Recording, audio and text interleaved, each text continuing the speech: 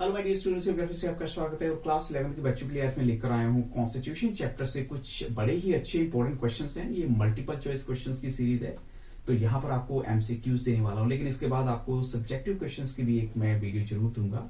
तो यहाँ जो फर्स्ट क्वेश्चन देखिए क्या है, the constitution of India was adopted on and it came into force on. अब ये दो क्वेश्चंस को मींस टू डिफरेंट क्वेश्चंस को एक ही क्वेश्चन में और आंसर भी आपको उसी के अकॉर्डिंग, ऑप्शन भी आपको उसी के अकॉर्डिंग दिए गए कि अडॉप्ट कब हुआ था। अडॉप्ट हुआ था 26 नवंबर 1949 को, लेकिन इसकी जो फोर्स में आता है इफेक्टिव वे से तो वो आता है 26 जनवरी 1950। ये टू डेट्स आपको वो याद रखनी है। वैसे राइट आंसर यहाँ ऑप्शन ए जाता है। चलते हैं क्वेश्चन नंबर 2 के लिए। The provision of directive principles of state policy were adopted from which constitution. अब देखिए जैसे हम ना आपके इस चैप्टर के अंदर लास्ट पेज पे अलग अलग कॉन्स्टिट्यूशन से जो हमने डिफरेंट कंट्री के कॉन्स्टिट्यूशन से चीजें ली हैं, तो उसमें ये वाला आंसर आपको दिया गया है। तो हमने जो directive principles of state policy की बात ली है अपनी कॉन्स्टिट्यूशन में, वो ली है आयरिश कॉन्स्टिट्यूशन से। क्वेश्चन ए यानी ऑप्शन ए यहाँ राइट आंसर है। क्वेश्चन 3 है, the composition of the constituent assembly was based on the proposal of which of the following. आपको बताना है जो कॉन्स्टिट्यूएंट असेंबली का कॉम्पोजिशन थी कि हम किस तरीके से इसको तैयार करें, तो उसकी जो प्लानिंग है वो किस प्लान के अकॉर्डिंग हुई थी। तो यहाँ जो राइट आंसर है वो है यस, कैबिनेट मिशन प्लान के अकॉर्डिंग हुआ था। सब कुछ फिक्स कर लिया गया था कि आप कॉन्स्टिट्यूएंट असेंबली में मेंबर कैसे लेंगे। जैसे बहुत सारे मेंबर्स को प्रोविंसेस से लिया गया था और प्रिंसली स्टेट से लिया गया था, तो वो आपको बाद में भी क्वेश्चंस मिल जाएंगे।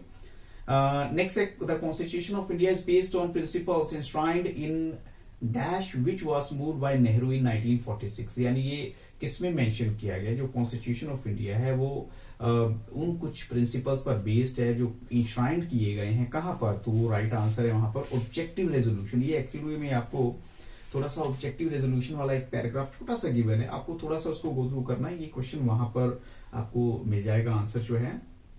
ऐसे क्वेश्चन 5 है, according to Supreme Court the total reservation in jobs and educational institutions can not exceed percent, यानी कितने परसेंट जो है उससे ज्यादा इंक्रीज नहीं कर सकती। तो यहाँ पर हमें जो परसेंटेज बताना है, तो राइट आंसर जाएगा 50%। इसका मतलब क्या है कि 50% जो है रिजर्वेशन अगर रहेगी तो 50% रिजर्व कैटेगरी के लिए भी जॉब्स रहेंगी। तो 50% के अंदर से ही वो चीज बटेगी जिसको बटेगी, मीन रिजर्वेशन की कैटेगरी में। ऐसे क्वेश्चन 6 है, the Nehru report of 1928 provided that every person of the age entitled to vote and above, यानी कितनी जो है एज से अबव का पर्सन राइट टू वोट का हकदार था। तो यहाँ राइट आंसर ऑप्शन 21 है। यस, नेहरू जो है उन्होंने नेहरू रिपोर्ट में ये मेंशन किया गया था कि 21 साल से अबव की एज वालों को राइट टू वोट मिल जाएगा। अब चलते हैं क्वेश्चन 7 के लिए। Consider the following statement regarding need of A constituent assembly या कॉन्स्टिट्यूशन इन ए डेमोक्रेसी। अब देखिए यहाँ पर हम कैसे कह सकते हैं कि कॉन्स्टिट्यूशन एक डेमोक्रेसी के अंदर होना चाहिए। तो यहाँ जो ऑप्शंस के बेसिस पे हम कहेंगे राइट आंसर जाएगा यस 1, 2 एंड 4। उसमें बनता है कि it allows coordination between various organs of government, ऐसी जो इसका फंक्शन है। और दूसरा क्या है, ये सेकंड है, it puts limitations on the power of the government. जैसे कि आपने देखा होगा कि गवर्नमेंट हमारे फंडामेंटल राइट हमसे छीन नहीं सकती, तो ये लिमिटेशंस हो गई। And it specifies allocation of powers in a society. अब allocation of power in a society का मतलब क्या है, जैसे हम चलो डिफरेंट ऑर्गन्स का भी देख लें तो उनकी अलग अलग पावर जस्टिफाई कर रखी है, भी आपको इतनी पावर है, आपको इतनी पावर है। तो ये सबसे जो राइट आंसर जाता है ऑप्शन डी जाएगा। ऐसी क्वेश्चन 8 में देखिए, consider the following statements about constituent assembly. अब इसके बारे में क्या कुछ कहा गया था कॉन्स्टिट्यूएंट असेंबली के बारे में। तो यहाँ जो राइट आंसर जाता है कि इसकी जो फर्स्ट मीटिंग होती है 9 दिसंबर 1946 को होती है। ऑलमोस्ट 3 साल का वक्त लगा कॉन्स्टिट्यूशन को बनने में। और जो सेकंड ऑप्शन इसमें राइट जाता है वो है इस composition was based on cabinet mission plan. तो ये सपोज से भी राइट है। इस members were directly elected by the people of India, नहीं, क्योंकि उस टाइम हमारे देश में इलेक्शन हुए ही नहीं थे। तो ये ऑप्शन हमारा राइट नहीं है। तो राइट आंसर जाएगा ऑप्शन सी, जिसमें 1 एंड 2 दोनों आ जाते हैं।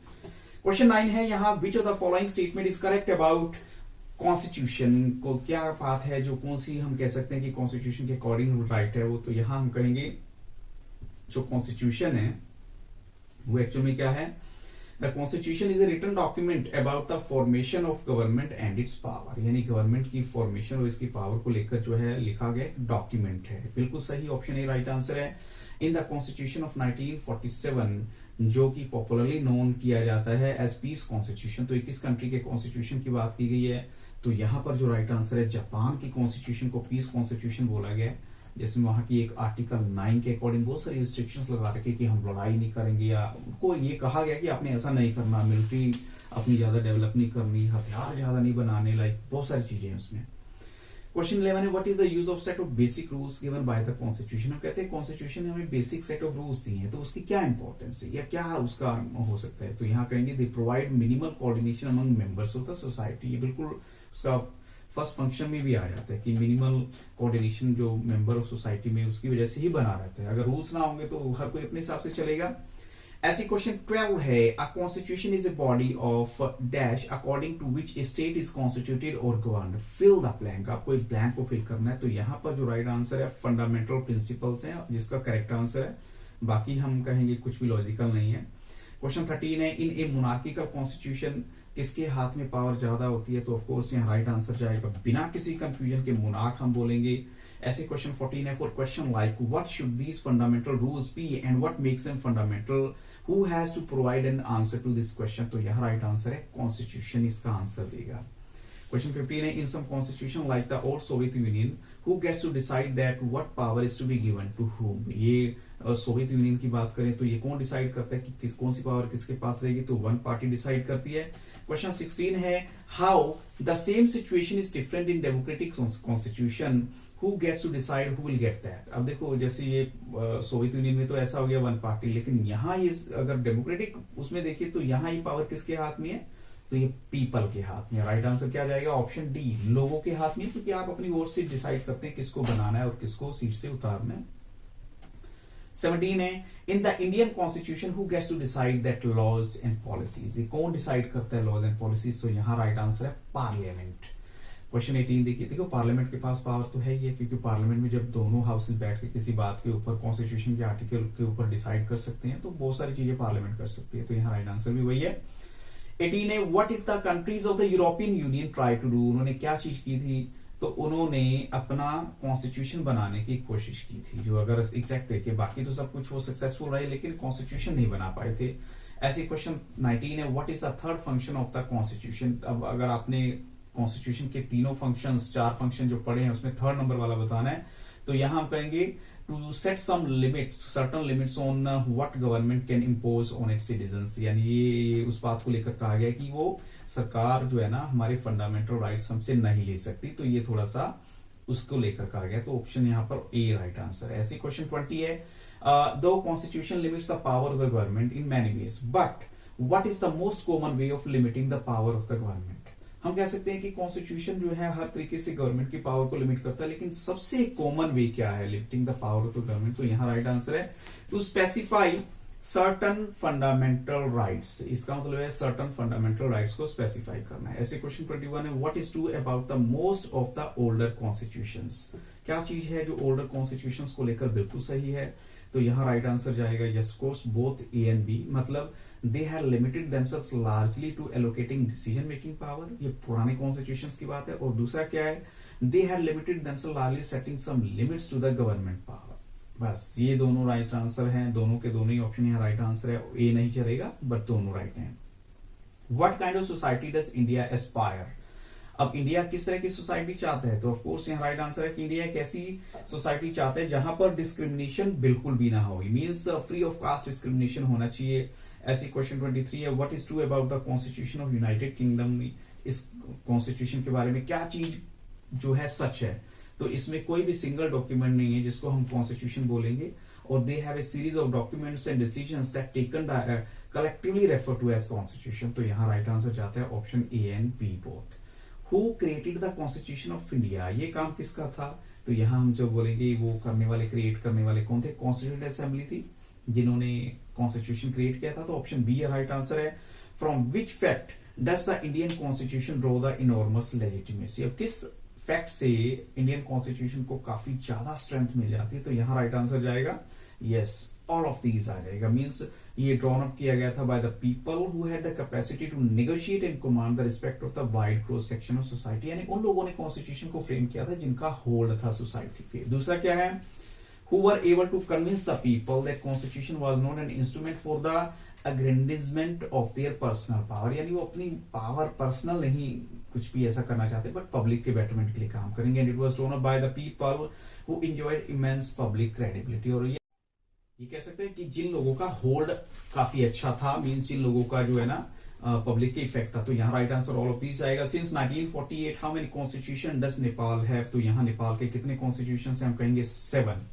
यस 7 है, जैसे 1948, 51, 59, 62, 1990, 2007 एंड 2015।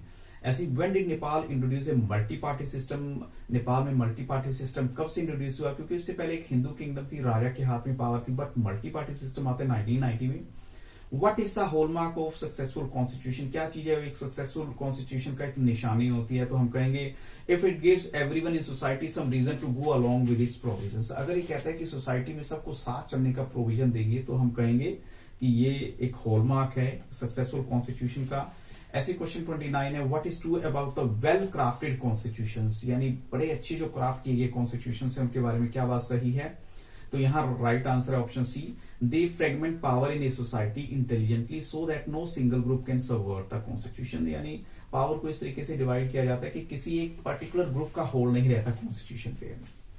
क्वेश्चन 30 है, what is the problem with two rigid constitution, अगर कॉन्स्टिट्यूशन बहुत रिजिड होगा तब भी प्रॉब्लम है, फ्लेक्सिबल है तो भी प्रॉब्लम है, बट हमें रिजिड का बताना है, तो राइट आंसर है it is likely to break under the weight of change. Of course जैसे ही कोई चेंज की कोशिश करेंगे तो ब्रेक, यानी थोड़ा सा कहीं ना कहीं ब्रेक हो जाएगा। 31 क्वेश्चन है, what is true about a flexible constitution, तो यहाँ क्या है, it will give no security to the people और no predictability to the people और it will give no identity to the people, तो यहाँ right answer option all of these है। ऐसे क्वेश्चन 32 है, when did the constituent assembly held its first meeting of undivided India, तो ये पहले already आ चुका है लेकिन यहाँ डायरेक्ट पूछ लिया गया, 9 दिसंबर 1946।